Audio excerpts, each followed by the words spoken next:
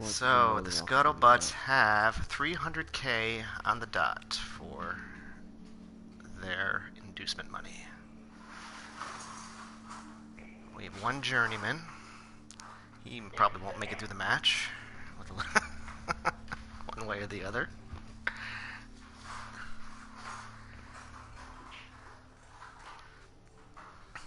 And let me see if I can look at the opposing team. Oh, what do we got going on here? 3 gutter runners, 2 storm vermin, 2 tacklers, a rat ogre, a kicker, handful of line rats, mighty blow, and tackle, a thrower. and frenzy. Nice, Mr. Decapitator. Well, yeah, if you're going to be called Decapitator, we will call him Mr. Decapitator then. Give him the proper Decapitator and Eviscerator still kicking around. Great. Yeah, those are some mean storm vermin. Let's see, let me get out of here now. And a guard rat over. Oh wait, guard and what's he got here? Oh. What is fans what they want? Is that grab or stand firm on that rat ogre? Break tackle. Oh, perfect. Yeah, even better. Best. That's the perfect. And let's see, we have the announcers wanted Skitter, so they're gonna get Skitter. Skitter, a wizard, right. and a wizard. So we're loading up, boys. As that has certain Wait, a Skitter, a wizard, and a wizard? How is there two wizards? Just one. I'm just. And your phone is switched off. It'll seem like 2 wizards to me, probably. And nothing can come I don't know if we can make 4 games in a row with them being thrown at me. Ah, that's always fun. Well, we got security gate. If I don't know where we're playing, do you know, Spawn? Off the top of your head? I didn't look. I didn't look either. We'll see when it comes up, but I got a security gate in mind, so we don't have any riots at least. And I think that gets rid of. That might get rid of the rock one. Oh, okay, so. Pitch invasion and riot. Okay, pitch invasion. That's right. Yeah, I don't like that one either. Good day, sports fan. So the kiosk stand. Or the squig sandwich is the throw a rock and get the ref. Ooh, the Mousillon home advantage at Memorial Stadium. Nice. Alright. Alright, let's go. So that'll neutralize the pitch invasion. Yes. And the then riot. There will be no extra turns. I think I gotta go on the offensive here. Uh-oh, I haven't gotten that far. I was gonna look at Skitter stab. Not that I need to know what it looks like, but I'm sure I'll be able to find it. There he is. He looks like a red. Yeah, I've got a runner. Not very exciting. Here comes the coin flip, and I'm setting up. Game's on call. All right, and I'm out, boys. Have fun. All right, good deal. So welcome aboard, viewers. We've got a pretty decent matchup here between the Bretonnians and the Skaven, so will be interesting to see. I know that the Skaven currently are fielding their Rat Ogre with Frenzy, and also one of their Storm Vermin have Frenzy. So the fence may be a key component in this particular matchup. So another highlight in this matchup is going to be that the Skaven have brought in a star player, so we will be seeing Skitter. And I'll try to find him on the field here and run through what his particular skill set is. Where is he hiding? Oh, he's hiding behind the Rat Ogre. Okay, so Skitter's skills. He of course is going to be a loner. He does have dodge, tail, shadowing, and the rarely seen stab skill. So stab could be effective. It's a sneaky way to try and get an armor break on these peasants and that without having to deal with that fence skill. So we could see that coming into play pretty early in this match. And the Bretonnians are lining up in a column defense that I believe that they're starting off in a bit of a column defense. So we'll see. Not seeing any one-turners or anything like that on this Skaven team. They're a little bit bashier than some of the other Skaven teams that we do see, with both of their Stormvermin possessing guard and tackle, so that will come in handy. And as I highlighted a little bit earlier, the one does have Frenzy, which will be promptly neutralized by many of these fend peasants that we see on the Bretonnians.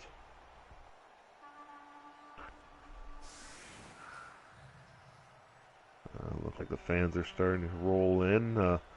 Joe Fro cheering on the Scuttlebutt. Not sure why he would do something like that, but I mean, that's his choice. We're not gonna hold that against him. Just what are you doing, Jim? Oh, I'm terribly sorry, Bob. You caught me polishing my teeth. Why are you polishing your And fangs? looks like we're gonna have our Since we are opening now kick. zapped across the old world in high destiny, cabal vision, the viewers And the can kick ability being used on both sides, and the security gate is going to cancel this riot. So the fans being held at bay by the security gate, and we're already seeing the home field advantage, start to favor the Morningstars, canceling the riot. So Skitter's first ab attempt looks like it has failed.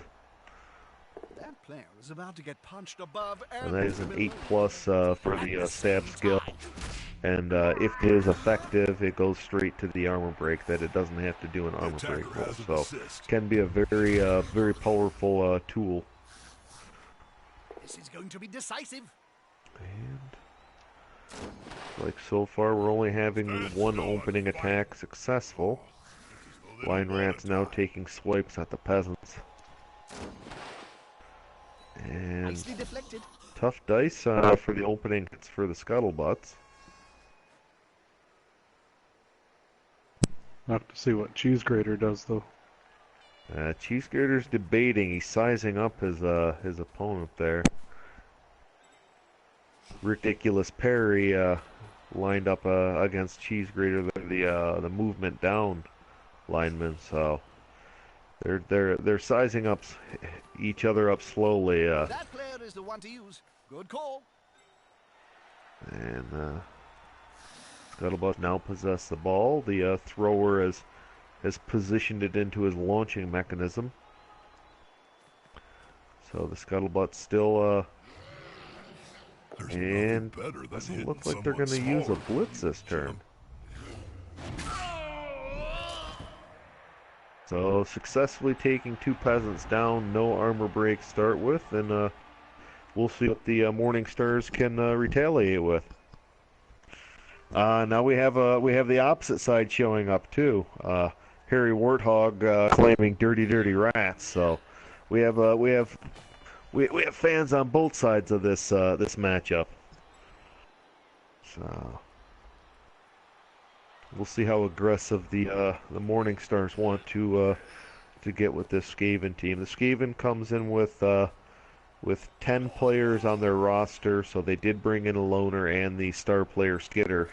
The Morningstars actually have an active roster of 13 people, so they do have two players in reserve on the sidelines. So they have some opportunities to foul or take early injuries and not have to worry about having lack of players in the long run.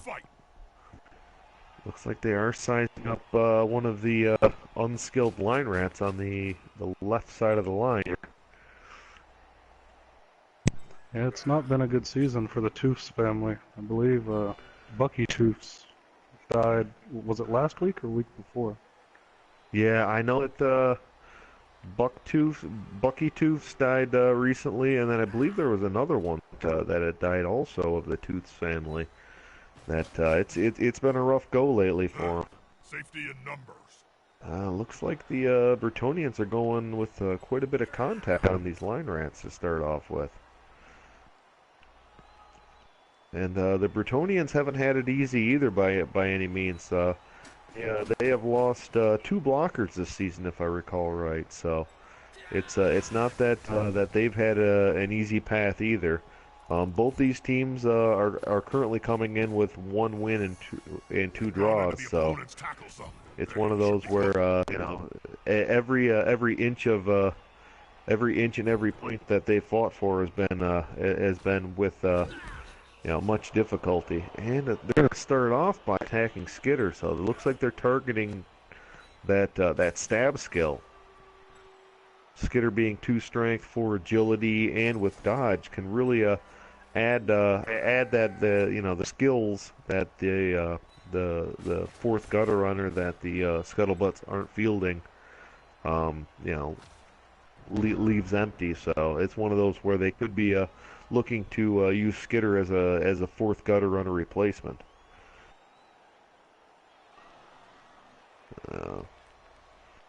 Scuttlebutts taking their turn, coming in on the top of the 2nd turn.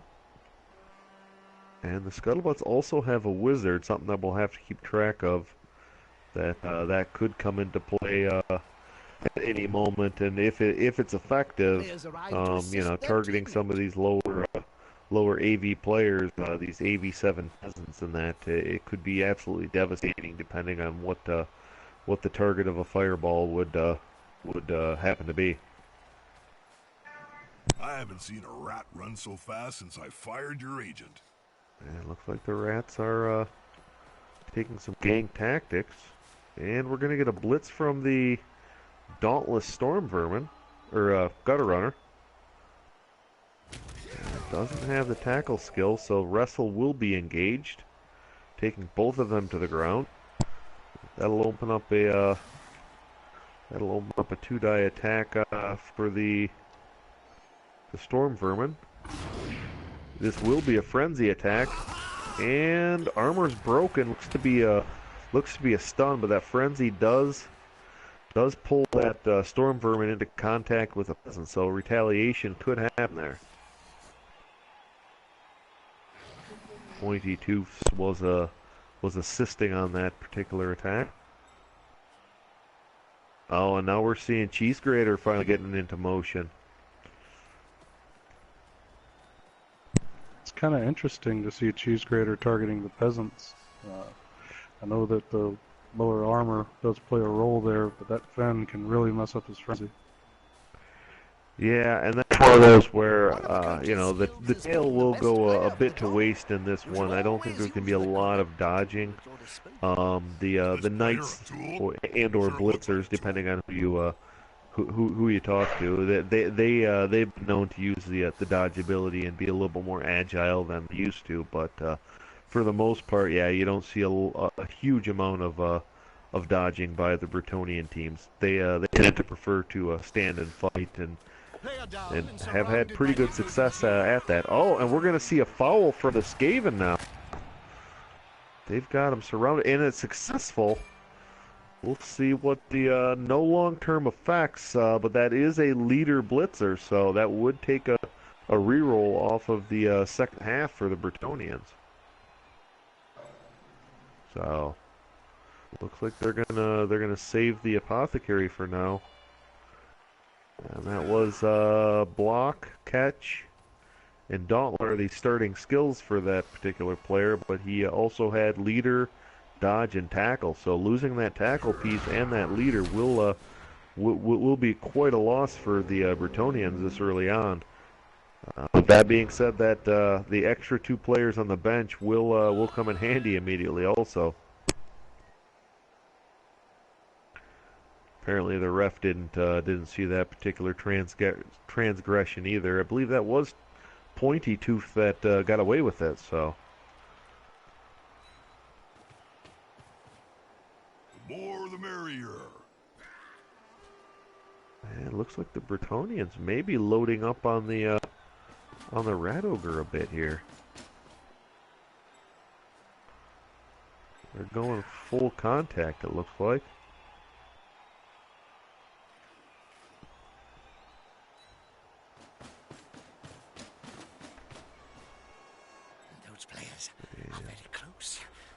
Slowly moving the bird pieces into place.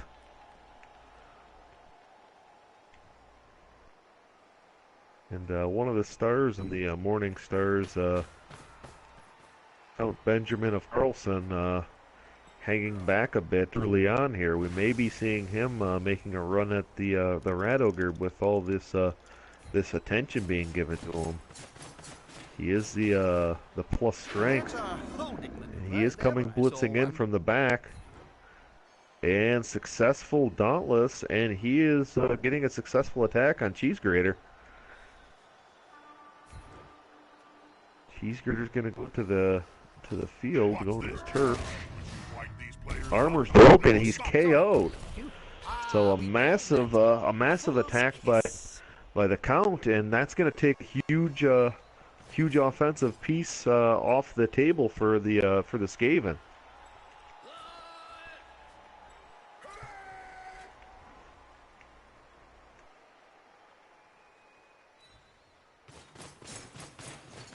That is quite the blow. These storm vermin are trained up pretty well, though, to compensate for the lack of bash.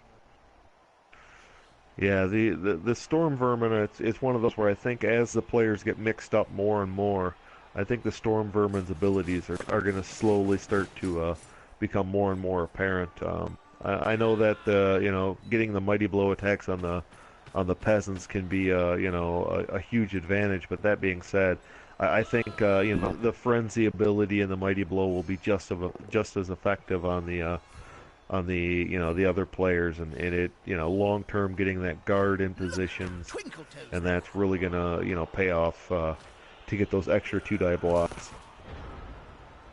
That really the heart and soul of this team really runs through the storm vermin more than a lot of Skaven teams. A lot of Skaven teams, you see the gutter runners really end up being the big stars for the team, where I think this team really relies on their storm vermin a lot more than most teams.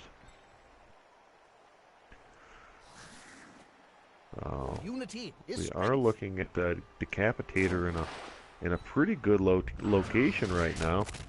And first we see Pointy Tooths, and Pointy Tooths appears to have injured Thunder. So this will be a miss next game, and that will put them at 11 men active roster, so that man advantage quickly going away for the Bretonnians. So now the Skaven actually have a bit of an advantage. If the Rat Ogre does come back, that would put them at a 12-man bench. So Skaven and man advantage are not two things you typically think of in the same sentence. Well, it's not something that we traditionally hear about much, but it is something that in the past in the MML we have heard. Skaven coaches, if they can get that man advantage, it just further opens up the field. We had a coach early on, M. Gateau, that proclaimed that secretly the Skaven really, they want to bash the first half and then just, pour in as many touchdowns as they can in the second half. And we're going to see a gutter runner heading upfield. That's Jiven. Jiven has dodge block, sidestep, sure hands, and sprint, so does have that ability to get upfield and exploit the extra space. And it looks like they're gonna push the ball forward, and they're handing it over to Jiven. So it looks like they've pushed their luck as far forward as they can. We'll see if the and Skitter coming out to help out with a bit of a screen here. That's one way to describe it. This is going to be difficult for the Bretonnians to backtrack to catch them. I think that this may have this may have opened the door for our first touchdown of this game.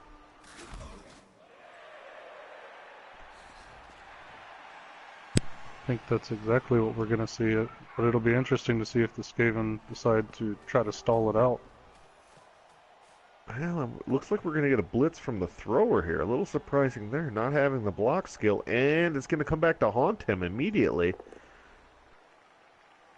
And they have to burn some training though. So a team reroll there, and that'll make the attack successful. But this is going to be one of those where both teams 3 turns into this are already down to 1 reroll. That the leader player getting taken off injured for the Bretonians took 1 away, and now it's down to each team only having 1. But the Scuttlebutts have put themselves in a good position to score a touchdown in turn 4. That would leave the Bretonians 4 turns to respond now. So it'll be interesting, like you said, to see if they choose to try and burn a turn or 2 in stalling.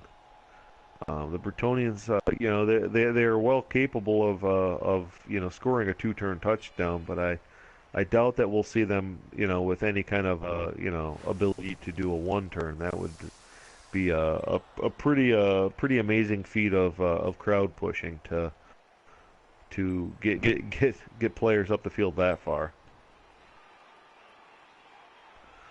So the Bretonians are sizing up their opponent a little bit here, and it's going to be awful difficult, I have to say. That's it. Alright, they're bringing Count Benjamin over. I think we're hoping to see his tackle abilities come into play there. Well, I got to imagine they're trying to find a way to get a clean attack on the ball, but the only player I see left is Disco Dave, and he's quite a ways off. I think it'll take a couple of go for it's for him to get as far as he would need. And Eviscerator is stunned, so he'll be down for an extra turn here, and that'll also help out the Bretonians not having that threat. And hasn't readjust, and we may be seeing an attack on Skitter in the near future. Smell your breath and see the dead insects. And we do. That's going to be a successful attack on Skitter. Skitter having only armor 7, so every attack on him could end up being his last hit on this particular day. Dodge that, you whiskered git. And with my crystal ball, I have called it. Skitter is now off the field for the rest of this match, and that will even the odds out to 11 aside. But here comes a blitz, and like I said, this is going to be extra steps here. He fails the final go for it for the attack, has to take the tree, and is not going to be able to take down Jiven. Jiven places himself on the sideline with sidestep. There's no harm in making a block on the ball carrier. Well, And actually, you could do a lot that's going to end the Skaven turn. That's kind of the point. The commissioner is in the chat demanding that Bretonians spank the butts. His battle cry for this season appears to be spank the butts, and it's one of those where the history between the Skaven and the commissioner is well documented and a bit lopsided, if I'm honest. Early on the orcs, the New Orkland Grunts did not have much success against Skaven teams, and we're going to see another unsuccessful attack from the thrower. Slinging burns the last reroll, and now we're into the hairy warthog space of this particular game. That we're going reroll free for the rest of this half. Dagobert will go see the crowd for a minute. And the anger triplets don't seem to have their heart in it. The player able to escape without any kind of kills or injury. And speaking of escaping, it looks like our gutter runner has finally chosen to score his touchdown. That'll be Jiven. And the Scuttlebutts go up 1-0. So that took, what, I believe 4 turns. That'll give an additional 4 turns for the response from the Bretonians. But I think the real story here is how bashy this game has been so far. I mean, we're a quarter into it and already have 3 injuries. And Cheese Grater's back up and moving, so we're gonna have full benches or full teams on both sides for this kickoff, being 11 apiece still. One thing to keep an eye on will be the Scuttlebutts do have a wizard. It'll be interesting to see how quickly they use it, or if they sit on that wizard for a while to keep that overbearing threat of the wizard that we see quite a bit of in the MML. Yeah, usually that threat is more effective than the wizard himself or herself. Well, and that's one of those where it'll be interesting. I think that if the Scuttlebutts are set up to fireball, 5 Bretonians, I have to imagine they'll pull the trigger on that. Another thing I've seen, and we saw it in the championship game this season, is that if a team is set up to pick the ball up and move it upfield where they can't be caught, sometimes they'll use it even only if they're hitting 3 players, because if they hit the right 3 players and get them down, they can quickly turn that wizard into a touchdown. Getting that second or third touchdown against a team can really force them to put that extra pressure and play a little bit more recklessly, trying to play catch up. So yeah, it's always interesting watching games where wizards involved, because it forces caging teams to take a little bit different approach, and then also sometimes with like elf teams and Skaven that like to keep that one thrower deep. We've actually seen where people will they'll run a player right up to that thrower and then lightning bolt them at the end of the turn, and then hoping for the stun or something like that to allow a scoop and score. So the wizard is becoming more and more a common sight in the MML, and it's really one of those where seeing the different uses of them is always interesting for me. So it looks like they're keeping 2 knights back to receive, and looking like they're loading up the right-hand side of the formation a little bit higher than the left. So they may be favoring the right-hand side of their formation to head upfield. No, evening it back out now. Yeah, the Earl of Duke is no slouch as a thrower. No, that additional agility really sets him up nicely to do some pretty amazing things. And we'll see a kick from the Skaven where they're gonna locate that kick. Looks like they're going to the far sideline there, and it looks like they held it a little bit too far over. That it's gonna end up being a touchback. Let's go there. So looks like they're throwing it into the Earl of Duke, that he will be the man in charge of this offense now. And then behind him is Dagobah, and a note for him. He does possess that pro ability that you don't see much of in the MML, but I think it's always interesting to see which players have that ability and how they implement it. Louis Le Poupou is going to get a mighty blow attack on Death Rattle, the unskilled line rat, and that's going to start off this offensive formation for the Bretonians here. Unsuccessful attack on Little Buck Etoofs.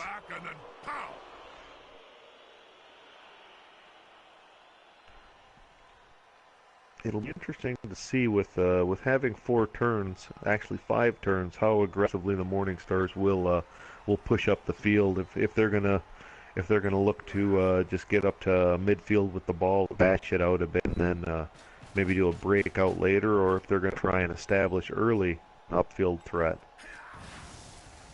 And our answer may be coming sooner than later. That it looks like they're targeting the thrower on this blitz. Like halflings round a sandwich. And Slim's going to take a mighty blow attack, and this is dangerous. All these mighty blow hits, little by little, they can add up and really become quite dangerous for these lower armor value teams. Right, and as soon as they lose the numbers, it just seems to domino from there. Yeah, and that's one of those right now.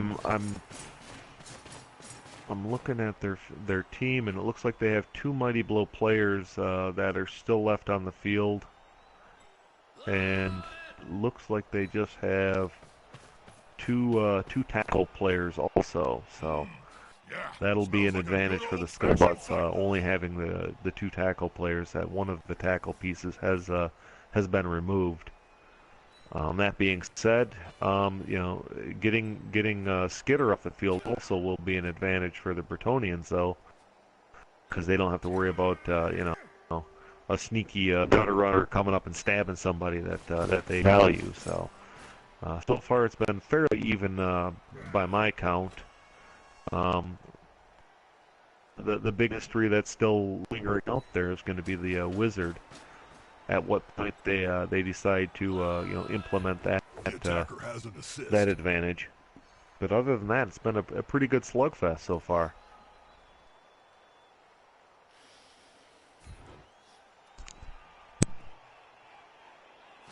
That player is looking rather smug for remaining upright. Be one last swing there. And we'll see if Count Benjamin of Carlson's going to reposition or stay where he's at.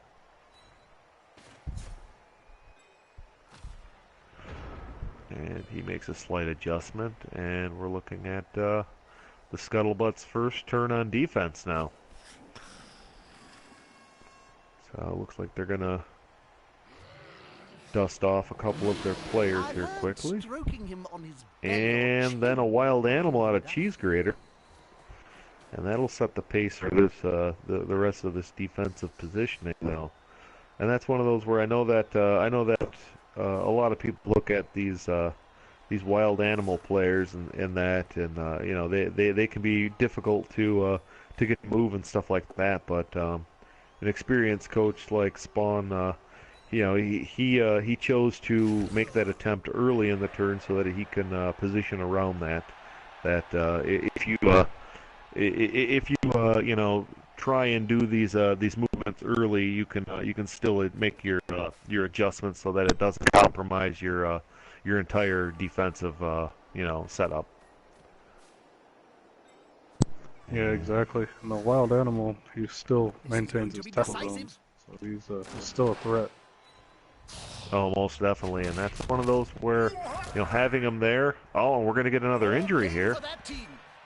Looks like the line rat injured another peasant here. So these line rats have been pretty good. That's Pointy Toofs. I believe that was the line rat that fouled and injured the player earlier. So Pointy Toofs having a pretty solid first half here. All right, and we're getting another line rat. Looks like little Bucky Hoops has came in and injured a peasant now here, so just a stun though on pre-MJ. So a successful first turn defense for the Scuttlebutts, able to remove one of the peasants and stun another one.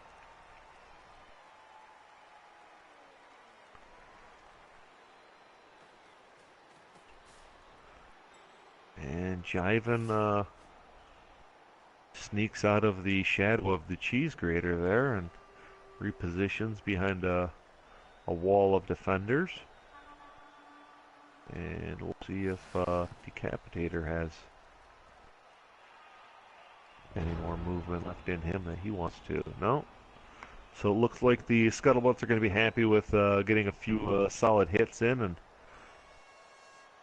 see where they're going to go from at this point.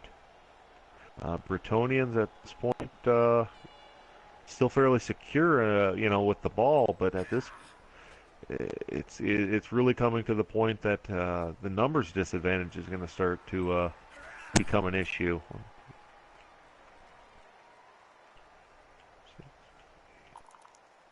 So they have 10 players on the field right now, one of them being stuck, and the Skaven have a full regiment of 11 right now. So I have to imagine it's going to become more and more difficult to protect this ball if this continues.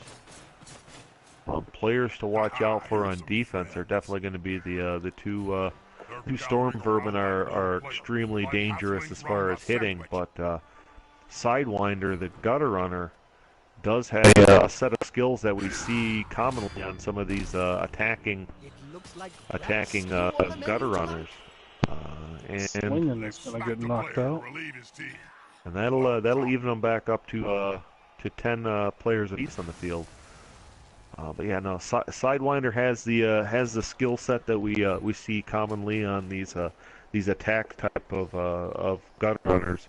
That he has the the strip ball wrestle combination, and we're gonna get a mighty blow attack on Jiven, and if these armor break the way of the Bretonnians, this could become a little bit more difficult.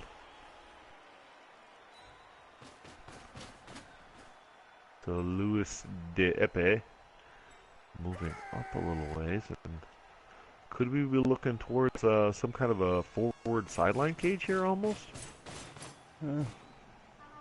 It appears to be somewhat of a cage or a screen. They're moving quite a bit of their forces up to that sideline. Be interesting to see if they're able to get enough forces over there to fully protect it. This could be a pretty impressive shift for the Bretonnians.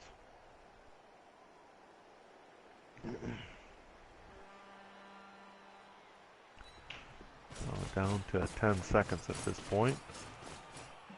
And Earl of Duke is sliding up into the formation.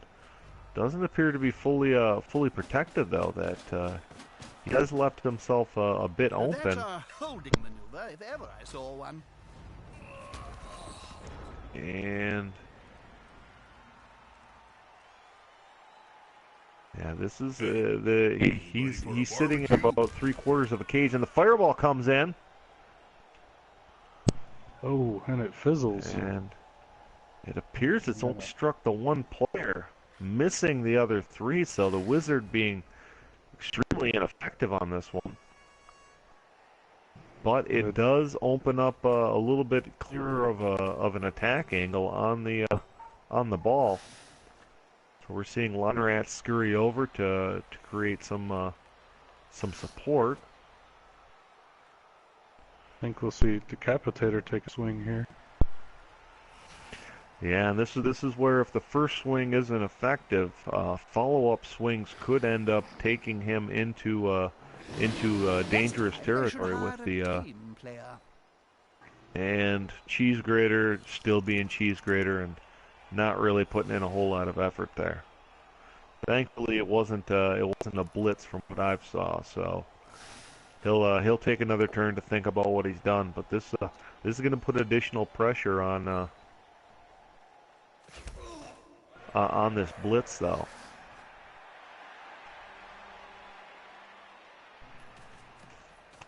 So looks like they're gonna reposition the line rat or on the back side. This will take away those follow-up blocks on this frenzy, and it's gonna come into play.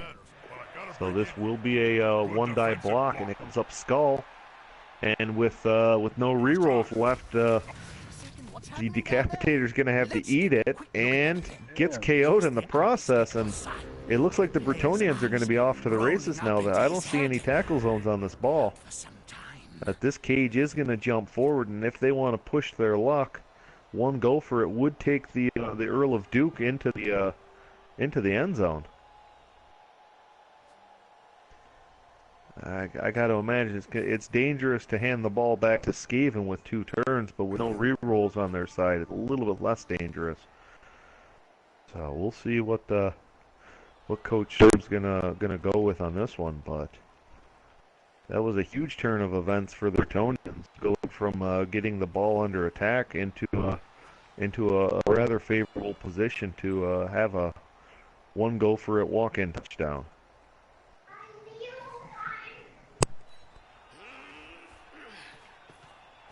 Bretonnians picking up players. Looks like they're gonna choose to bash a bit here, possibly. trying to get a little bit more of that numbers advantage if they can. Yeah, we oftentimes see that backfire, though. Just something to be aware of. Oh, definitely. It's always a danger, but it's one of those where in a fight like this where the numbers advantage is going to weigh heavily on the outcome. Having 3 injuries on the Bretonian side, if they could even just get that one more long-term injury, it really would make a difference for this game. And looks like they're going to pin the line rat on the sideline. And looking around, well, no, I was going to say there might be a way to do like a side cage or something like that to stall, but looking at Sidewinder and his movement and skill set, it's going to be awful dangerous not to not simply try and get this into the end zone and play it safe.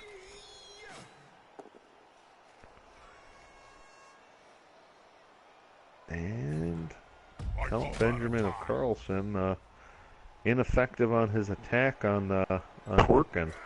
And I believe Twerkin may be a new gutter runner for this season for the Scuttlebutts. That I haven't noticed him in previous seasons. So it looks like they may have added a new player recently. I love the We know that when they're in pain. yeah, we know that the Skaven roster are notorious for having to cycle through players sometimes due to injuries and deaths. So it's quite common to see new faces in the Skaven locker rooms. Yeah, you can never get too attached to any one player as a Skaven coach. Yeah, I learned that earlier. I was coaching a Skaven team on the farm. It looks like he ran out of time on this one and didn't advance the ball carrier forward. And that is one of the weaknesses of Coach Sturm, that sometimes time management has been an issue in the past for him. That being said, it looks like we're gonna get a blitz by Cheese Grater, that he jumps into action.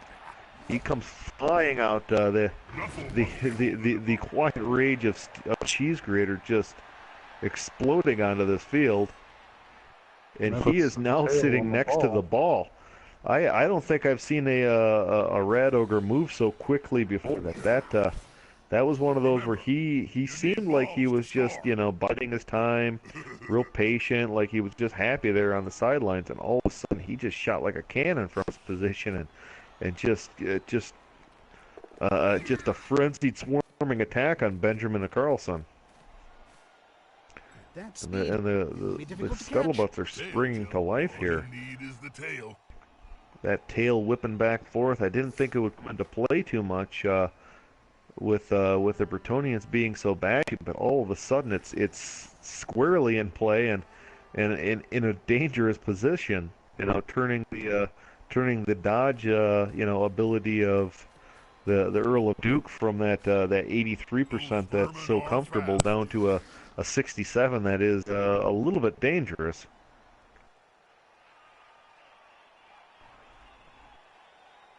It doesn't appear the Skaven are giving him a lot of attractive options to dodge anyway. Yeah, they're walling him in pretty viciously right now. And a one-die block, and that's gonna free little Bucky Toofs off of the sideline and out of the danger of the anger triplets that have been patrolling these sidelines.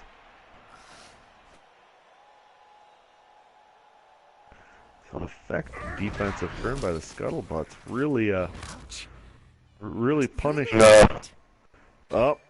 Eviscerate looks like maybe injured on a dodge. That looks to be a miss next game to carry in action, and that sticks. So that casualty roll that they got must not have been very good, and that's gonna hand that additional injury that the Bretonians were looking for on a silver platter over to them, taking off that guard piece, mighty blow, and tackle. The trifecta of, oh my God, I don't want to have to deal with this for most coaches.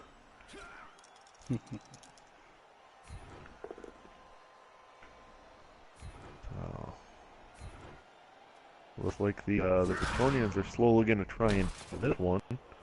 Getting a nice armor break or a stun on the unskilled liner at pointy twos.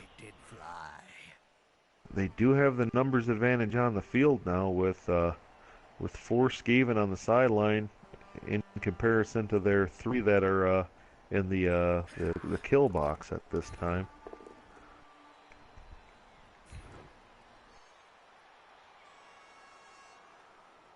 Now the question is, with each one of these hits, they're opening up more and more possibilities, and another KO. And that is on the loner. That's gonna hurt in the morning. So surprisingly, the loner was out there this long. Most times we see them getting carried off almost immediately. And that's going to open up... on Cheese Grater. Yeah, they've slowly been loading up players over there. That they do have the plus strength player that's probably going to take a swing. Dauntless in effect. And that will remove the tail from the ball carrier.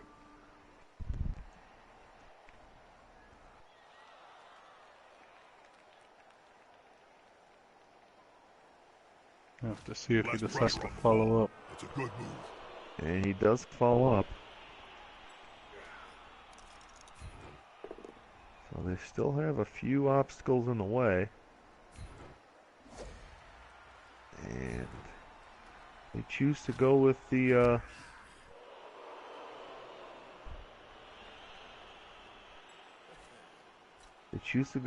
defender stumbles there, and that's gonna leave that defender still on their feet.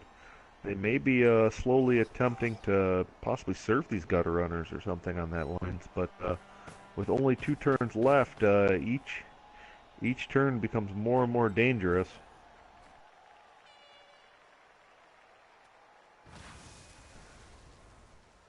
Oh, Bear is actually in a position where he could free the ball carrier. Likes to be well assisted in a fight. And instead, it looks like he's going after Twerkin. I believe Twerkin was the gutter runner that scored the touchdown earlier, and looks like he's going to be in danger of being surfed in the next turn.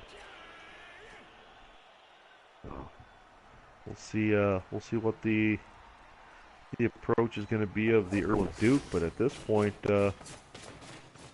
he's just gonna say fork it, and he's on the cusp of a touchdown now. He's looking around, he's checking the line for tripwires, and a successful score here by the Earl of Duke. So the equalizer is coming on turn 7, giving each team that turn 8 chance to exchange blows.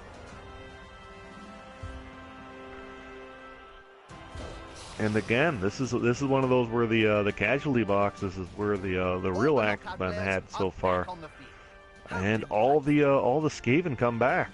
This is indeed a vital kickball. So that was They have an easy one turn. Skaven are always a threat to one turn.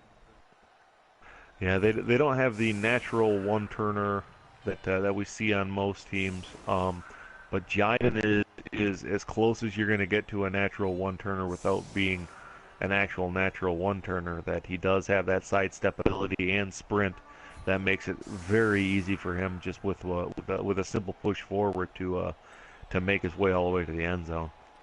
That being said, though, he doesn't have any rerolls to back him up. So if something does go wrong on that in that process, it will come to a rather quick and abrupt end. Right, and the apothecary has already been used.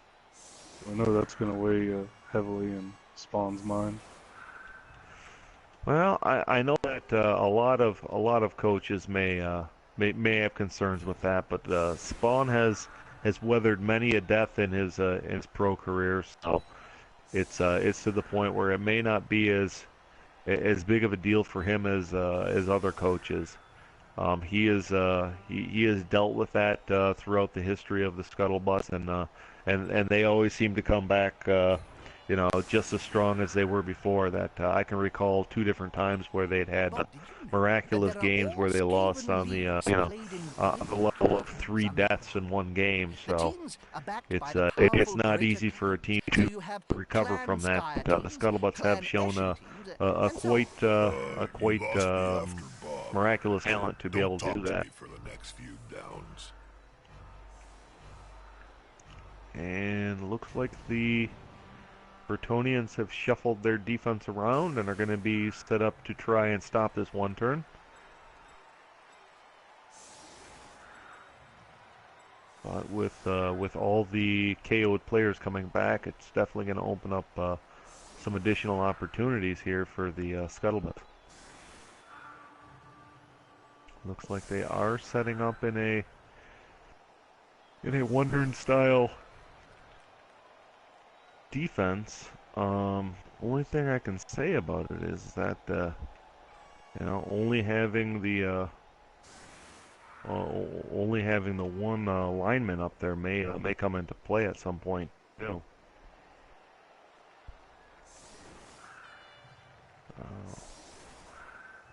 couple of gutter runners back to try and retrieve this ball. Is made from a This is one of those situations where if the one turn goes wrong, the Bretonians do get a chance to wreak some havoc, which could really play a big role in the second half. Yeah, the only problem that they really face here is that they don't have the forces that can really do a lot of damage up front. With pulling the players back to prevent the one turn, it really does nullify that. Response. I mean, they can try and put something together with the 3 players they have up on the line, but it's really going to be a limited attack. So I'm not going to talk about it again. And we're going to get a clean kick. It looks to be off to the far right. Stevens have more than enough movement and ability to quickly grab that ball and move it forward. So pretty much no matter where this ball is going to land, the Skaven are going to be able to, manage to get it where they need it. So they're getting up close and personal, Bob. And you need to be close. So unfortunately, the opening blitz on this one-turn attempt has come up paused. So one turn is now off. It now turns into Skaven massacring Bretonians time.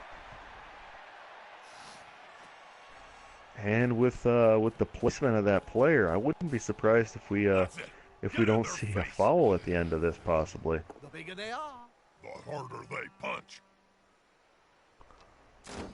And fendability still haunting the frenzy players here.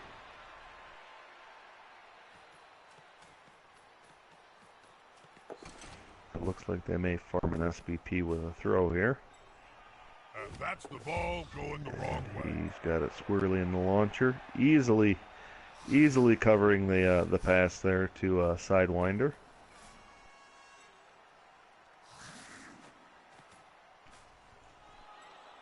And it looks like we're looking at a gang foul here. And here it comes from the loner readjusting. And then going claws first. Right into the kneecap. Looked like he was aiming for the leg there. May have been some weakness in the armor. Does stun the player, and the ref must have been distracted. Did not stop that attack.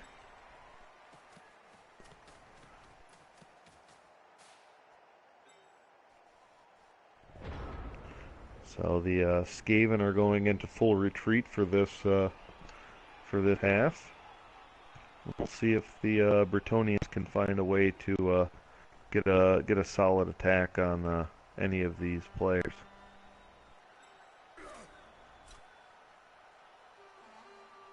I don't think we'll see anything too solid. Maybe a hit on Death Rattle there. Yeah, Death Rattle looks like the most blatant target at this point. The rest of the players pulled back far enough. I don't think we're going to see much else. I mean, I guess we could see a foul, but it's really to the point where all the players that you would want to do the foul are already tied up. So.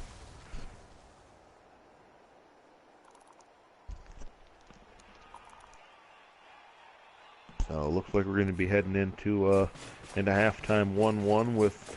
Oh no, the blitz is coming from Whack, and this will open up the possibility of a follow-up foul now. So that was a long walk for Count Benjamin of Carlson, but I guess with the re-roll in hand, I mean, why not take the extra risk and take the long walk up there? So. That was a full sprint. It's difficult to move in that armor. At this point, it'll be interesting. I mean, they've already had one player travel the 9 squares to get up there. No, and no foul on this one. So they were happy with the attack and chose not to press their luck any further. But I mean, I have to admit, pretty action-packed slugfest so far. I know that a lot of people, when they see these Skaven teams, they expect flashy scoring and all that stuff. But the Scuttlebutts have really just went toe to toe and have hung in quite well with the Bretonnians so far. And now we're taking a little bit of a different formation.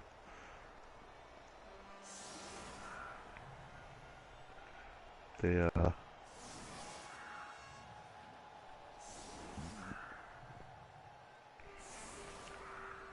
looks like it looks almost like they're going with a Skaven T.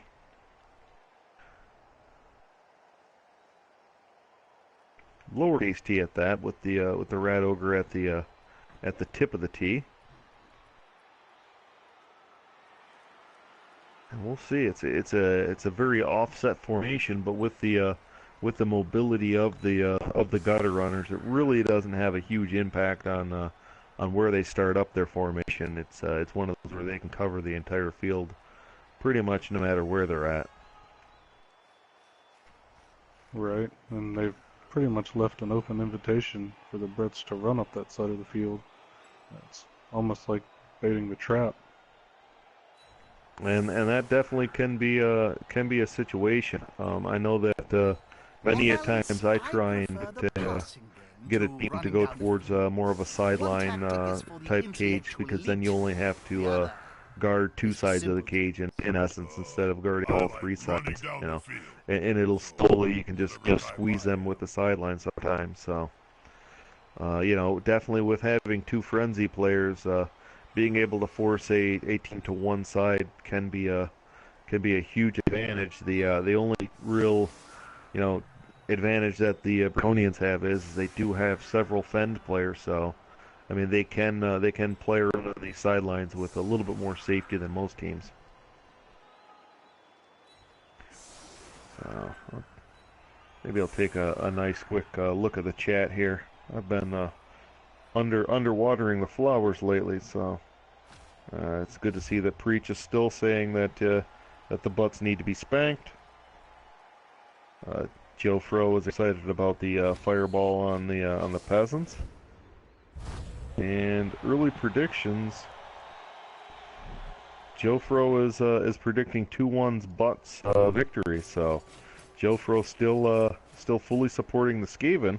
I've often wondered, Bob, who would win in a fight between you As and much as Morgan I'd like to support my one clan brethren, I think we may see a 2-2 tie in this game. Yeah, and that's one of those where I think it's going to be difficult. Yeah, with the way the armor breaks have been going so far, it's one of those where I think any one armor break or KO could really have a huge impact on the second half.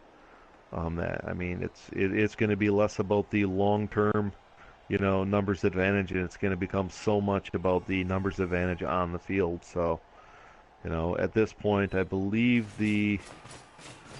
believe the Bretonians are fielding 10. I'll do a quick count. 5, 6, 7, 8, 9, 10. So yeah, they're at 10, and the Scuttlebutts are at 10. So right now it's even odds, it looks like. But yeah, each armor break is going to become more and more important as this goes on. Is the assist going to be enough to come out on top? So yeah, a quick count shows the Scuttlebutts at 10 also, and it's kind of difficult to get a gauge on their numbers when they're just all jumbled up in that formation they have.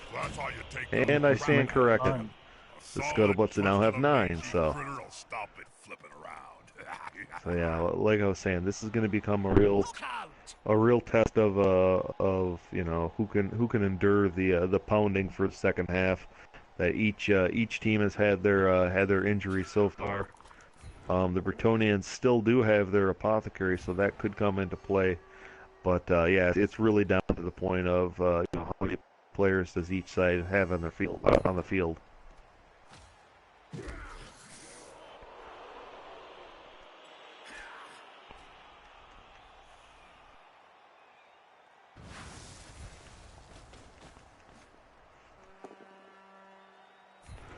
And we're going to get a follow-up blitz here on the little Bucky Toofs.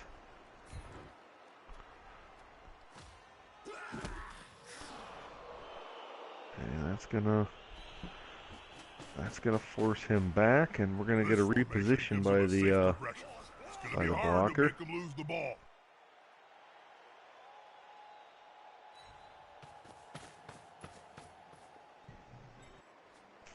Peasant coming in for support.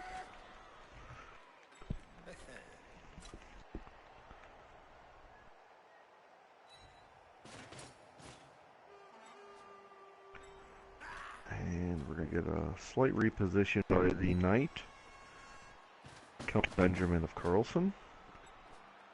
And with the threat of the Wizard being eliminated now, they can safely go into the traditional Bretonian cage.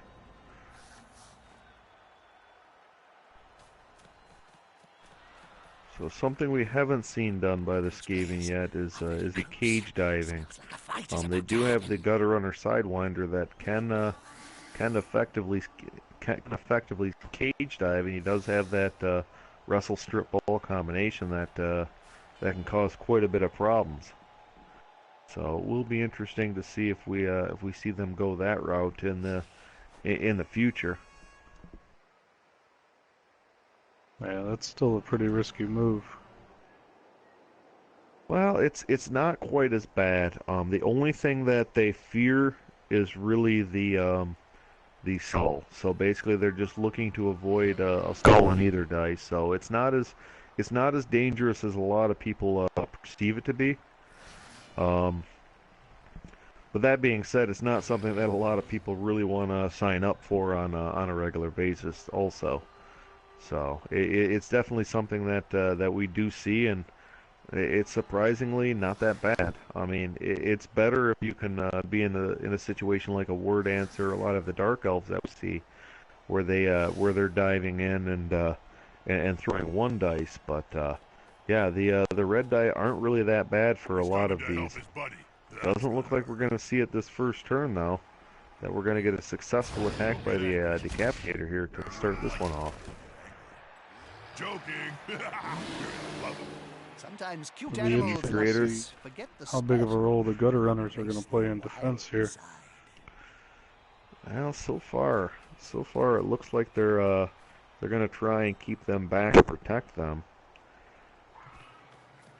But with the more they keep rolling up more contact. This could get quite dangerous.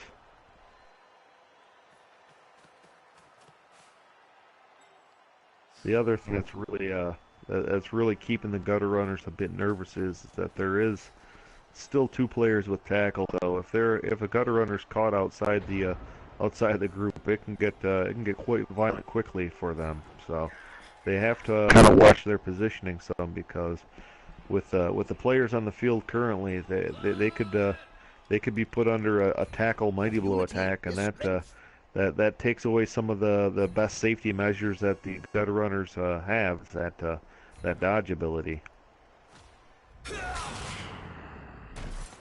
So the opening attack is successful by Preach MJ, going on the unskilled Death Rattle. Fairly new player on the Scuttlebutts. Yeah, it's hard to keep track of the line rats. They tend to switch in and out more often than any other position. Oh, most definitely. It's a bit of a revolving door a lot of times in the Skaven communities. And another successful attack, and this is going to be on Decapitator. This is a mighty blow attack, so it could be a dangerous here.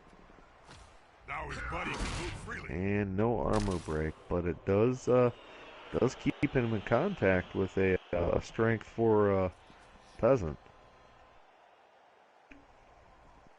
So little by little, it looks like the Bretonnians are slowly slugging away at these Skaven. And looks like Slingen's under attack now. That is Count Benjamin of Carlson. And he does a follow-up attack on this, so he does follow up on that. That looks like the Bretonnians are now getting into that bash game that they were hoping to have more success on earlier.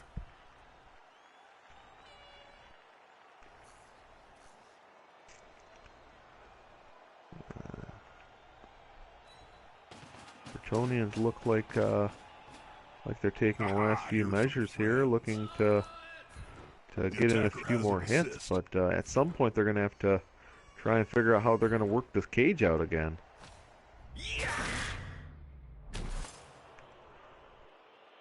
And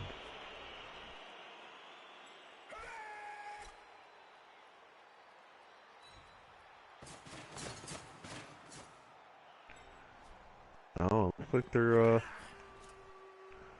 pulling their cage over to the left side now.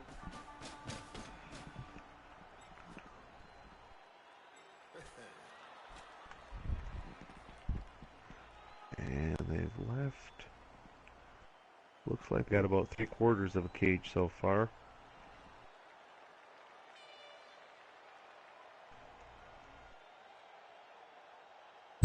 Well, half a cage.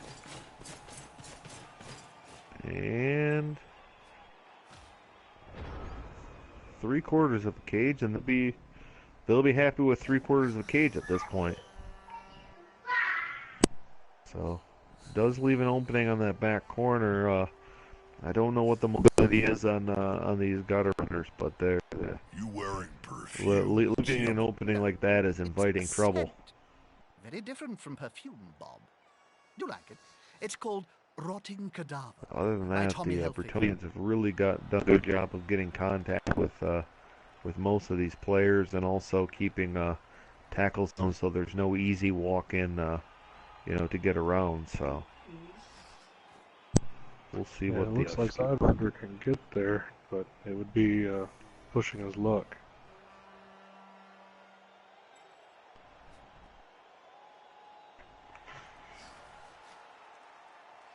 I think he can do it with one go for it if he uses his leap ability. But I mean, that being said, it's not easy for these gutter runners to get all the way around there and get these attacks in. But with Twerk coming in and basing the blitz, that may shorten the path a bit. It looks like we could be getting a gutter runner attack, and I gotta imagine that's gonna be a leap into position. Oh, if you're looking for fireworks, they may be on the way right now in the form of Sidewinder. He's got his blitz engaged. He's setting up for the leap. Successful leap, and this will be a wrestle strip ball attack. And this is where I was saying those dice work for him, because both of them will dislodge the ball, even though it won't take the ball carrier down. This is an effective blitz in the eyes of an attack storm or a gutter runner. And that ball drops down in between 3 Skaven, and this makes this drive a whole lot more interesting all of a sudden.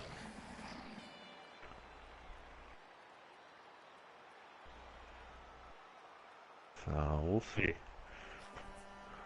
Gutter runners won't be able to recover the ball at this point. Cheese grater won't be able to recover his marbles. He's gone wild animal again.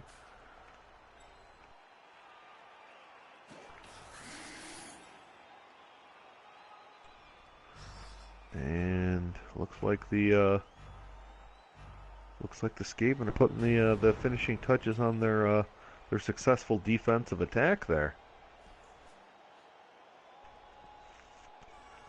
So they were able to dislodge the ball. The cost of that was putting two gutter runners in contact and only picking up most of the rest of them. I mean, I think at this point, Cheese Grater's lack of ability to actually, you know, stay in contact with people and do anything has been the big letdown for the Skaven so far. But other than that, yeah, this last defensive move is a shining example of what just one gutter runner can do with a few assists. All right, it's that traditional Skaven BS. And it's in nice quantities right now. The Bretonnians seem to be happy working away from the ball right now, but at some point they're going to have to turn their attentions back to reacquiring the ball and doing something about the gutter runners that have infiltrated their formations.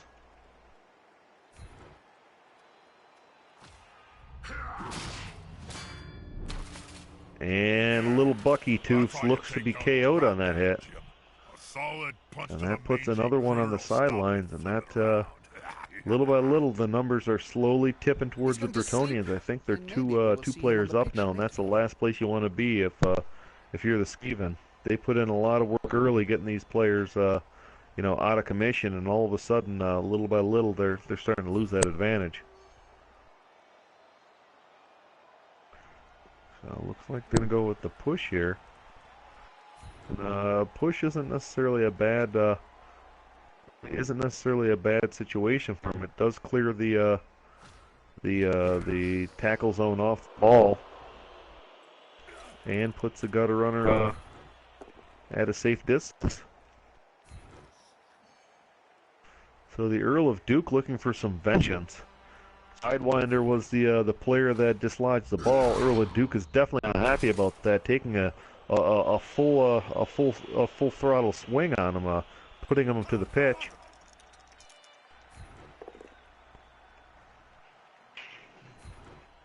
And the attacks continue. This will remove the last tackle zone from the ball. That does open up the option for Dagobert to grab that ball back up, but with Sidewinder in the area, this ball will remain in danger until something's done about him. Going for the ball, but can they pick it up? Dagobert does have the advantage of sure hands. Yeah, and that may be required. That will get rid of that strip ball, but the wrestle ability is equally a danger for many of these players.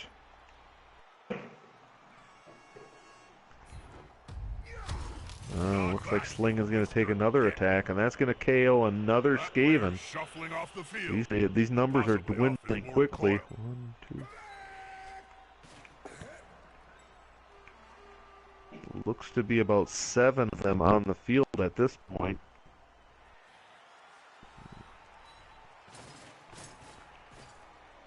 Yeah, 7 on, I believe it's 10. Well, get a quick count there in a second. Yeah, so 7 on 10. I know we've seen a lot worse numbers for Skaven in the second half, but for the effectiveness that the Stormvermin were at removing players early, this is a surprising gap in players for injuring 3 early. So, looking at the Skaven trying to slowly come up with any kind of an opening that they can attack. Being down 3 players, the additional mobility really isn't helping them out much.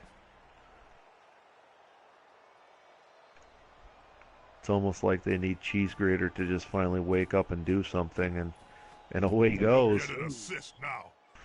Wuss. And not a successful attack. That Frenzy will take him forward 1 more step. 1 die block, and it puts him back on the ball again. It seems like Cheese Grater doesn't do anything, and then all of a sudden he just wakes up like coming out of a coma or something like that. Just wants to do everything all of a sudden. So we'll see if Cheese Grater and that tail are able to stall this drive out. His attempt at the last one was heroic, but unable to stop them. We could be seeing that numbers slowly play out again. And Gutter Runners back in motion. We'll see if they're able to sneak Twerking off that sideline and back to safety, or if they're gonna roll the dice on him. Very nice moves. And Twerking does slip out and back to safety, so Still leaves a lot of Skaven threats all around the ball carrier. yeah, it's one of those where they're still loitering about, but with little by little, it's getting more and more dangerous for them to operate the way that they are. Eventually, the tackle players are going to find a way to free themselves up and really become a threat. And they're also playing dangerously close to the sideline with only the Rat Ogre over there to really threaten any of the players. And it looks like he's getting dealt with rather quickly here, and not by a player that I was expecting. They're just going with the regular 2 SBP blocker, taking on the Rat Ogre, and that's going to keep other dangerous targets still in the area. That frees up both tackle players. Yeah, I have to admit, I thought that Count Benjamin was going to take that hit. I fully agree, but it looked like they were able to get the 2 dice attack without him, so I mean, at that point it just frees up the dangerous players to attack Gutter Runners or whoever they please.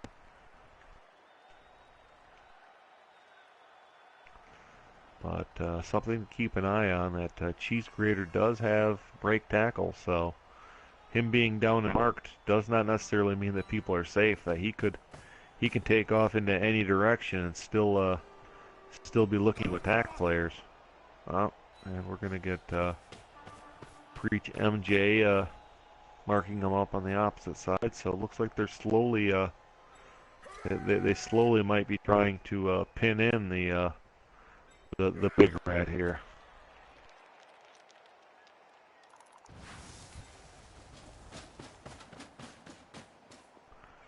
And the Mighty Blow attack coming across the field. Looks like they are targeting Sidewinder here, and this is where the wrestle ability makes them in handy. It's going to keep them from using that both down attack. And they will pin him on the sidelines, and that is a tackle player. So we could see a leap out of this situation.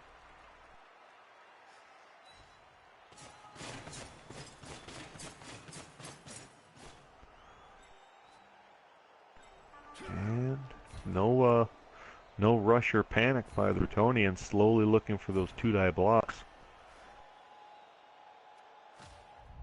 Death Rattle taking another violent attack and looks to be stunned on this Looks one. like rat stew on the menu tonight.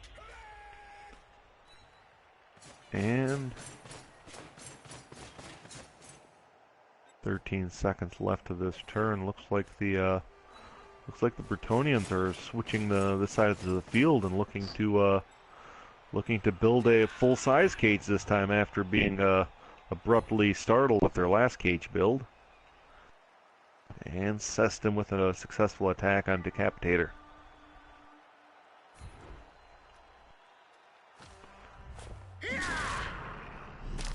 And the Bretonnian cage is full. One Skaven has been stunned. One put in danger of surfing, and the other two have been kind of slightly pinned in by a guard player.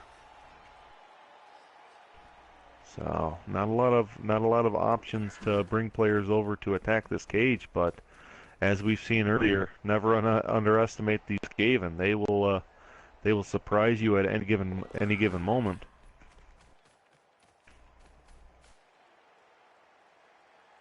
Yeah, that movement is killer. It's the speed that thrills. So it looks like they're trying to immobilize this cage a bit without getting into full contact with it. Little by little, they're running out of places to run, though.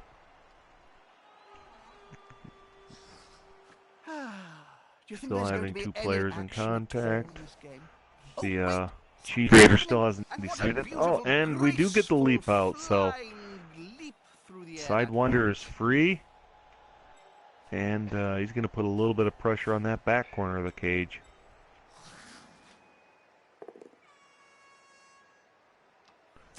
Pointy Tooth with a successful attack on the... and a very successful attack, KOing the lineman. Murderous little beasts. And that will even the numbers down to 9 versus 7, I believe. I better take a quick count. Might be low. No, 7 Skaven.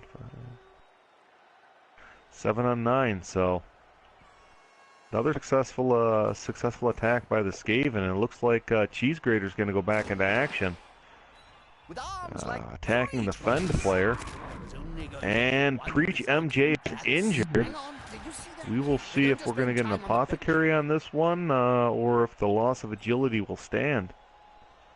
I believe he may have already been an AG1 player, and if that's the case, I believe that he doesn't have to miss the next week because he isn't actually losing in agility. So yeah, that may be a blessing, in disguise. And break tackle in effect, and Cheese Grater's off and running again.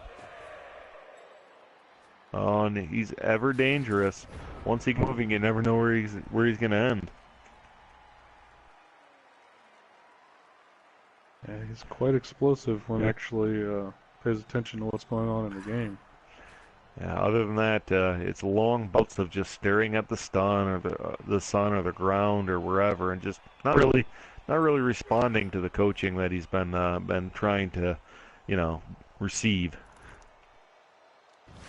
So the Bretonnians are going to get a blitz, and that's about it at this point. The Skaven have effectively pinched them in on all sides. And looks like they're going for Sidewinder again.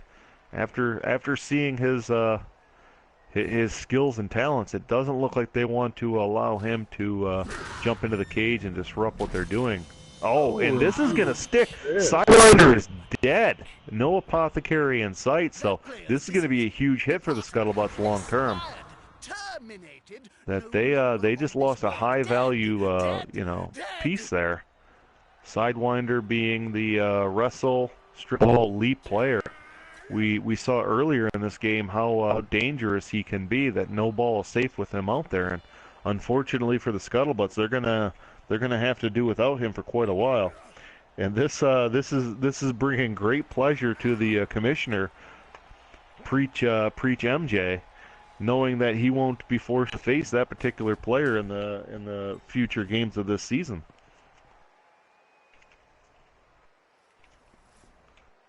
So looks like there's a little bit of a. Looks like the cage is actually reversing a bit here. This cage has been seesawing back and forth, for the better part of this game. And they may be trying to set up a forward cage or a screen to move it forward next. I'm not sure. They've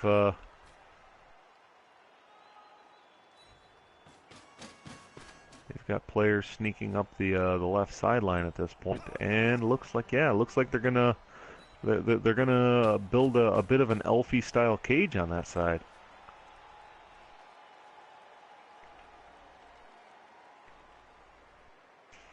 So the danger of not being in contact with the cage is it can move pretty much wherever it wants.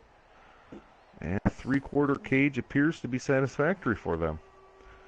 The coach didn't run out of time, but was satisfied with what he had done there, building a bit of a screen on both sides. Maneuver, if ever I saw one. And this is I see forcing the the gutter runners coming into contact. Yeah, this is forcing the Skaven to play a little bit differently. With everybody spread out like this, they seem to be inspired to put contact in on several locations. They're going full contact Skaven here, and they're going to rely on Cheese Grater. Cheese Grater is awake and alive, and just mowing into the blocker there, taking a corner of the cage off, and now just staring at the ball carrier. That Cheese Grater may have been inept early in this game, but has definitely come to life in the second half. And this leaves them in an interesting predicament.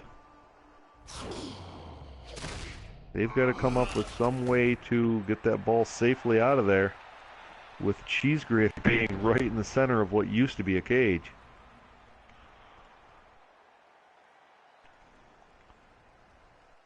I gotta imagine Count Benjamin of Carlson's got to be involved here somewhere. They're going to need that additional strength to break this free, but I don't think they're going to be able to break it all the way free with two people on this ball. It's definitely not the easiest situation to get yourself out of. I think Benjamin can break him free. It'll just be interesting to see what he does after that. Well, he does have the pro ability, but does not have the dodge ability. So, as far as getting out of that situation afterwards, could be a bit difficult.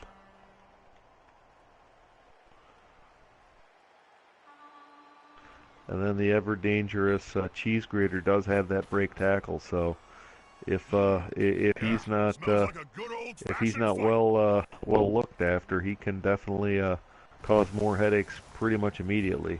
Wouldn't they be better dodging out of the way rather than blocking, Bob? No. And Strike This first. is a gauntlet. it looks like they're going to use the blitz over on, and the pro does fail. They're using the blitz. They were looking to blitz the ball carrier free, and that does not seem to be effective. Only able to get the push, but that does get them out of the way of Cheese Grater. So this is effective at removing him from the immediate danger, but he is now trying to escape the secondary danger and walks into a third level of danger. It would appear that Dagobah is not afraid of danger, that danger actually is his middle name. Help the ball carrier. And through much effort has gotten as far away from the Radogr as possible for him. So we will see where they go to next, but yeah, they left the Radogr in the rearview mirror and have moved on to greener pastures.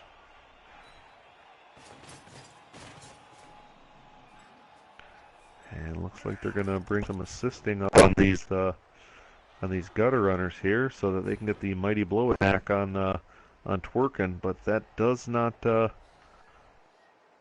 become successful here. Damn, that player just won't go And no down. follow up. But that does bring the blitzer and the blocker within scoring range now. So if the gutter runners do evacuate that area, they will be leaving scoring options behind them. And looks like the gutter runner is making a move for it here. Come on, guys. Storm Vermin back up on his feet. Good call. And we get a That's push. Is the key. I expected to see a dodge from Decapitator and attempt on Dagobert. And it looks like they're opening up the path for Cheese Grater again. And this is where not having dodge is going to be very dangerous. That player goes down and he is KO'd, and that's gonna even those numbers back up even further. And the ball is immediately behind Cheese Grater now. Oh, dear. Gutter runner come again. Gutter runner fails the pickup. Reroll in hand. Makes a second attempt and does get control of it. So we're looking at a possibility of the Scuttlebutt trying to get a 2-1 victory here.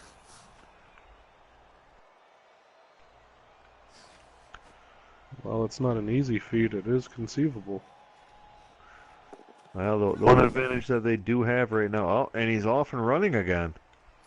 I don't know if I would have ventured that far out. There are danger and then there are hills with Louis Le Poupou being in the area with that mighty blow and tackle. Right, and he's not locked down. Well, the real player that's impossible to lock down lately has been Cheese Grater. Just been a rampaging beast all over this field. So we'll see what the approach is. But both teams only left with 2 turns to try and find that second touchdown to lock up a victory.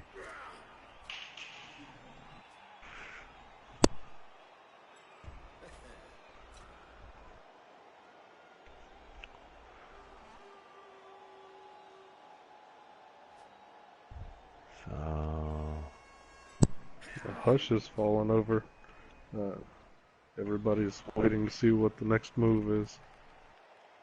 Yeah, they're slowly calculating what the best route is, where the blocks are at. Half the turn has slowly went off the clock. Yeah, this is one of those situations where it is going to be extremely difficult. Moments away, and yet the score is in deadlock. And here is the blitz we expected. They're going for the ball. And that's going to be successful. The tackle skill does come in huge here. We will see if the mighty blow is also as huge. Take down the ball carrier. And they're going towards the sideline. Looks to be a stun. And the ball lands into the waiting hands of Louis Le Poupou. And now he has difficult decisions to make because he is not really safe where he's at. So he's going to retreat backwards, it appears. And with a failed gopher, it lands on the ground. We'll see how important this is to the Bretonians here. Morningstars are going to re-roll that into another failed gopher. Gophers absolutely haunt this team, that they've had nothing but bad luck with Gophers throughout their history. Yeah, that tends to be the Bretonian way. And this is going to leave, I wouldn't say good options, but it's going to leave options for this team, that they need to get the ball upfield in their hands and out of the way rather quickly, and they're going to rely on the man of the match for the second half, Cheese Grater, to do the heavy lifting. So he's going to clear the ball, effectively knocking the blocker down. And this is going to open up a path for Jiven to come through. And if Jiven can get far enough up the field with this ball, we could be looking at a 2-1 Scuttlebutt win. Jiven carefully coming around, successfully picks up the ball, does get up the field a ways. Then we may see a touchdown. He does have the sprint ability and one reroll still in hand. I'm not sure how far Coach Spawn wants to push this, but apparently he wants to push it all the way. So That puts them easily within scoring range, and no players in range that I would say are easily able to get there with Cheese Grater's tail whipping around their feet. That this is going to be a difficult task for any of these players to really get within range to stop this touchdown.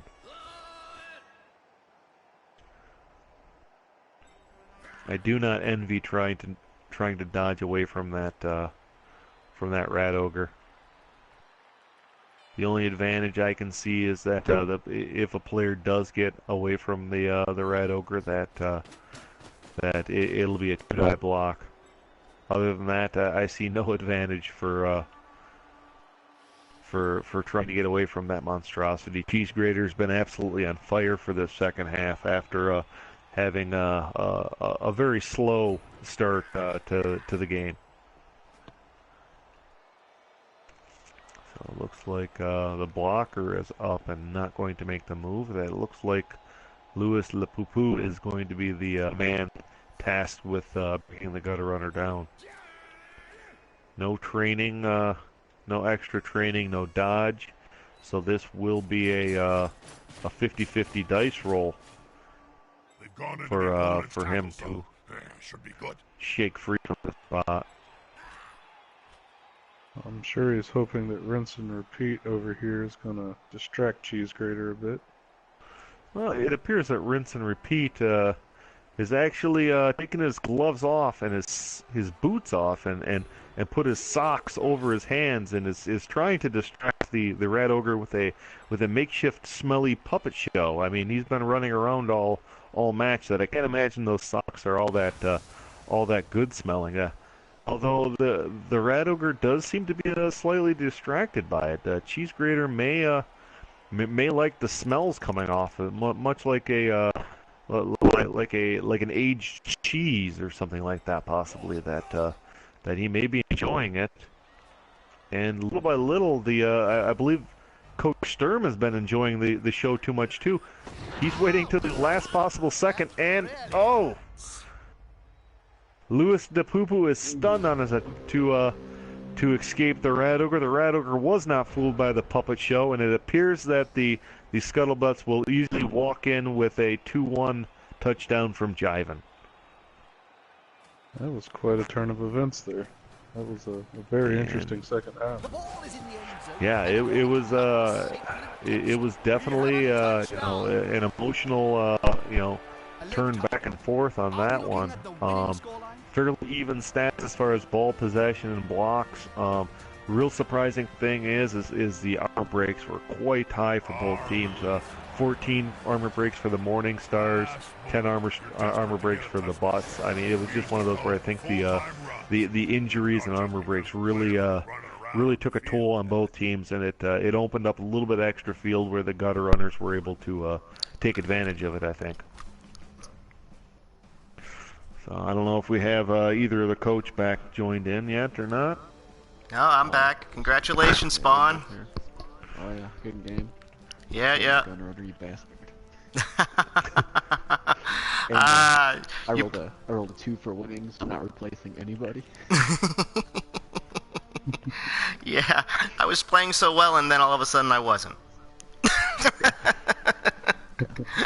I was doing okay. Got to give Cheese Grater quite a bit of credit there. He came up big in the second half and really put pressure on a lot of those formations. Didn't make it easy on the Bretonians by any means. No, absolutely, yeah. He had a game. Yeah, he had an awful first half, so much so that I was kind of figuring if I just stay away from him, I'll be okay. But break tackle came into play right when it needed to. So yeah, that's gonna put additional pressure on the Butts. Also, looks like they have a Skaven off coming up next week. So hopefully you can fare a little bit better. It's definitely good to get a win, but really came at quite a large cost for the Scuttlebutts. I mean, I can't imagine that Sidewinder is going to be an easily replaceable player. Do you have anybody in mind coming off of the farm or something like that, where you may be able to save up some money by the end of the season to try and replace, what I would consider to be one of your, top 3 players on the team? We have quite a few people on the farm on the plague blights that are ready to go pro. We just need to get the gold to pay for them. All right, well, definitely a good victory on your side in that. I gotta imagine the Morningstars were quite happy not to have anybody die in this particular game, because the injuries were definitely were definitely hitting fairly early. Were you concerned that you're gonna run out of players at some point? Because 3 injuries, I believe those were all in the first half. I mean, if that would have continued, your team could have been entirely gutted. Well, I was kind of feeling pretty good, especially at the beginning of the second half. It seemed like things were starting to even out, and like I said, I positioned one guy a little too far up ahead, and the break tackle came into effect. And really, like I said, for about the first 4 turns, I figured, well, I might actually pull this out for a 2-1. And then worst case scenario was a 1-1, and then in the last 3 turns, the wheels fell off. Yeah, you can't trust the Skaven. They just always seem to be able to find a way one way or another. Yeah, it's awful difficult. I have to play a Skaven team later this season. I'm hoping not to have too much of that Skaven BS that I see so much of running around here lately. So, yeah, it was a difficult game. I think both coaches did a great job, kept it interesting in that. But yeah, definitely a good win for the Butts. Another loss for the Morningstars. But That's par for the course. I thank you guys for letting us call it in that. Stuff. Do you have any questions for the coaches? I just wanted to ask Sturm. Seems to be the clock is at an enemy. I know it was one in our game last week, and there were a couple times this game where it was either down to the wire or you may have run out of time. There was only really one turn where I ran out of time, and it was kind of basically when I didn't move that ball carrier forward, and it didn't end up hurting me. I was kind of just looking, going, let's see, and I felt pretty confident, and then all of a sudden, oh well, didn't move the guy forward. But the rest, most of the other times, I let it run down as much as can, and even that last blitz, I'm like going, this is not going to work out, and I was trying to figure out if I should have blitzed the rat ogre and stuff, and I'm like, nah, just try for the ball carrier, go for the coin flip, and if I get my tackle piece down there, great. But yeah, the clock's always going to be a problem with me, it seems, especially because I just haven't been farming as often as I should be. But and like I said, the Skaven's going to be a tricky matchup for us with their movement and the failed go for it. Well, I'm going to do that, and I'm not taking sure feet. Did you know? It's rumored Yeah, that your players seem to have a lot of trouble with before. You're a Renault. Yeah, always when I need them. And would rather play with action. Yeah, they had a bad reputation of tripping on the goal line. I've seen many a times where they're just at 83% away from a touchdown, and it just blows up in their face. Yep, like I said. So it looks like the Morningstars actually have the 7 deadly sins next week. Any predictions or thoughts on that one? Well, I don't mind undeveloped chaos usually with Protonians. We do okay with them. But Seston, well, I mean, I keep having to play all these all-star coaches every week, so it doesn't really matter what Seston plays. He's always dangerous. Well, the dangerous thing is that I think you're going to be giving him quite a bit of inducements, and I mean there are some real monstrosities for star players for the chaos that they can walk in with. So I don't think there's much that you can game plan for on that one. It'll be interesting to see what the 7 deadly sins show up with next game for you to have to deal with. But yeah. I wish you luck, working through that. They can be an absolute handful. It's always fun playing Seston. One way or the other. Yeah. But you guys did a great job announcing, and Spawn, like I said, outplayed once again. I made you pay for the win, but man, that was a good one. Any problems you Oh yeah, good game. It was fun. Racing to relegation, and it looks like you're out of the race. It's going to be Seston and me are going to be next up with our many losses on our season so far. spontaneous Yeah, endorsement. it'll be a tight race from what I've seen so far. So best of luck to you guys moving forward. Yeah, it's gonna be a tough one. Yeah, it was fun. It was a good fun game, and Stuff. Thanks for jumping in, and like I said, everybody have a good night, and I'll see you guys on the pitch next week. Trying to get off that pot of losing.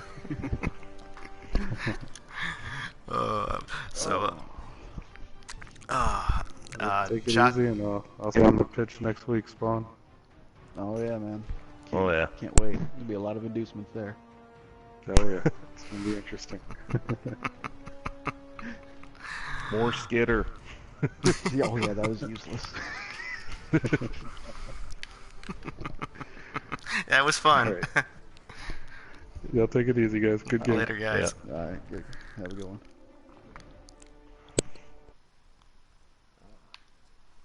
Like Harry.